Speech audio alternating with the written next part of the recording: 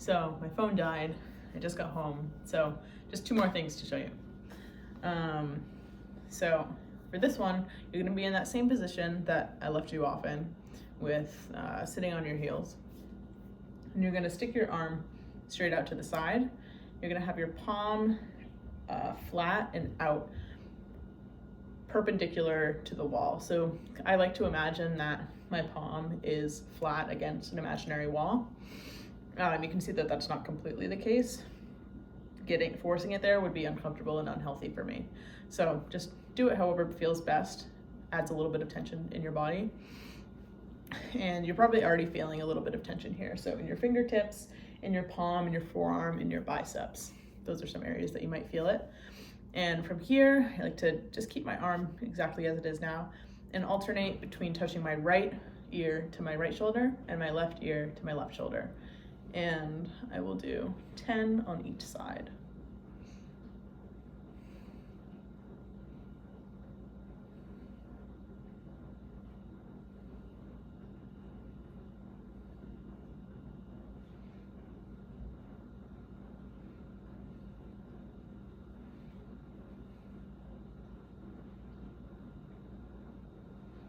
All right, other side, same thing, arm straight out, perpendicular to the imaginary wall. And there you go. Or I guess I meant parallel.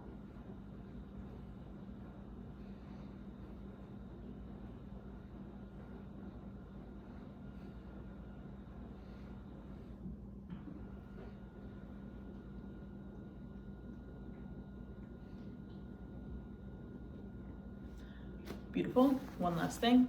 So for this, we're just gonna do cat-cow. We're gonna do 3 cat-cows, and the way that most people do cat-cows, you can run through them pretty quickly.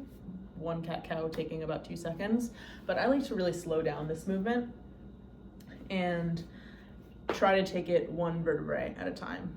And I know that might be a little confusing at first, but just let me explain a little bit more. So I like to start in the cat position, and here you can have your feet tucked under or not, just that is not very important.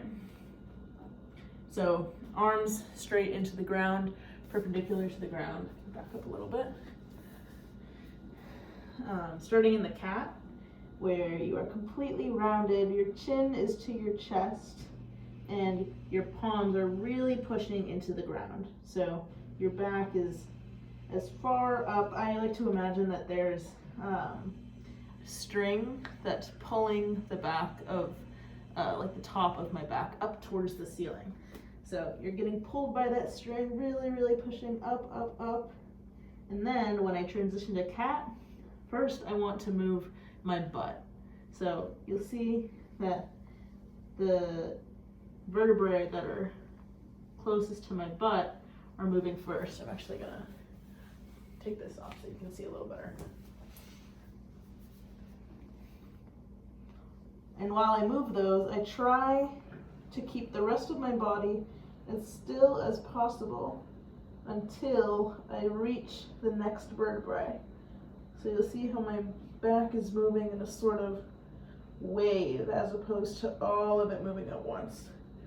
And then you get to the top of your spine and you can look up. And so at this point, your whole back is flexed. You're looking up. You have a proud chest, which is the opposite of what we were just experiencing in the cat pose. And feel a nice stretch in your back. And now going in the opposite direction, we're going to do the exact same thing. So we're going to start with the lower vertebrae, so the ones that are closest to our butt. And we're going to try to move those first. And you can see how I keep the proud chest, even though my lower vertebrae are collapsing.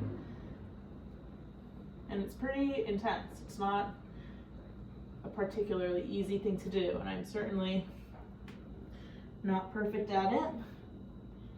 That was 1. We're going to do 2 more, a little bit faster, but not much.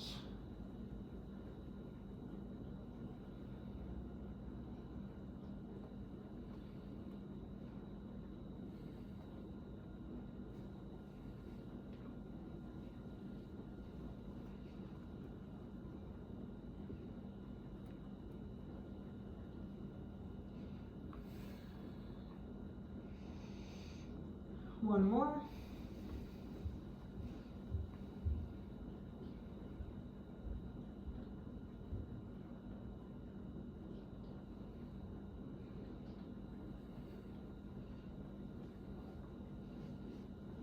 Back to cat.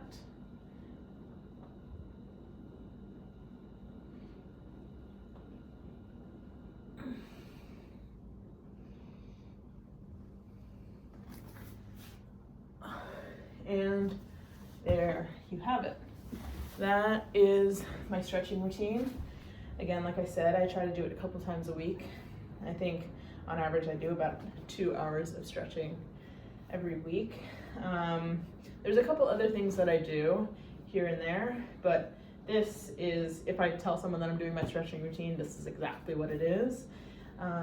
It definitely took longer filming it just because explaining the cues added some time, but usually it takes just about 35 minutes or so. So if you get to a point where you don't need this video, you will be able to do it just as fast as that. So thank you so much for watching. I hope that this was helpful for you, and feel free to add comments or reach out to me because I would love to help, and that's the whole point of this video. Yeah, thanks so much.